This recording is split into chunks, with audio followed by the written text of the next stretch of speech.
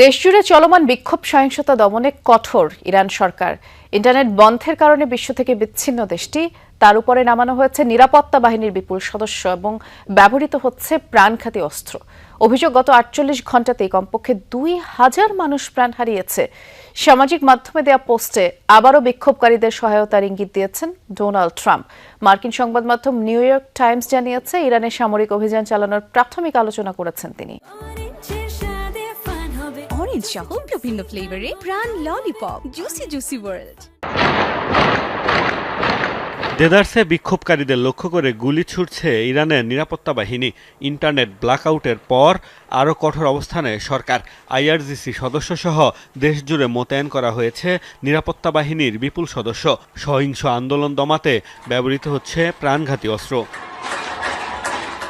সূত্রের বরাতে বিভিন্ন গণমাধ্যম দাবি করেছে, গত ৪৮ ঘণ্টায় প্রাণ গেছে কমপক্ষে ২,০০০ আন্দোলনকারীর। হাসপাতালগুলোতে বাড়ছে হতাহতদের ভিড়। প্রতিকূলতা উপেক্ষা করে অবশ্য আন্দোলন অব্যাহত রেখেছেন বিক্ষোভকারীরা। তেহরান সহ সব শহরেই শনিবার রাতেও জড়ো হন হাজার হাজার মানুষ। এ সময় রাজতন্ত্রের পক্ষে স্লোগান দেন তারা। এ পরিস্থিতিতে যে কোনো মূল্যে ইরানের সার্বভৌমত্ব, অবকাঠামো এবং জনসাধারণের সম্পত্তি রক্ষার ঘোষণা দিয়েছে সেনাবাহিনী। শনিবার পাল্টা বিক্ষোভ করেছে সরকারপন্থীরাও।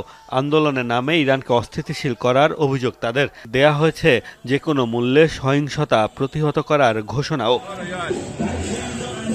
এদিকে ইরানে চলমান অস্থিরতা নিয়ে বেশ সরব যুক্তরাষ্ট্র।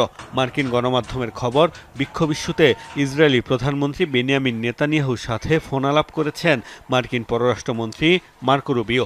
সামাজিক মাধ্যমে দেয়া পোস্টে ইরানি বিক্ষোভকারীদের সহায়তার ইঙ্গিত ডোনাল্ড ট্রাম্পের।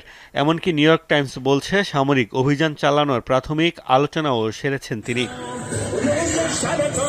চলমান উত্তেজনার জেরে ইরানে বিমান চলাচল বন্ধ রেখেছে টার্কিশ, কাতার ও অস্ট্রিয়ান এয়ারলাইন্স সহ বেশ কয়েকটি বিমান পরিবহন সংস্থা।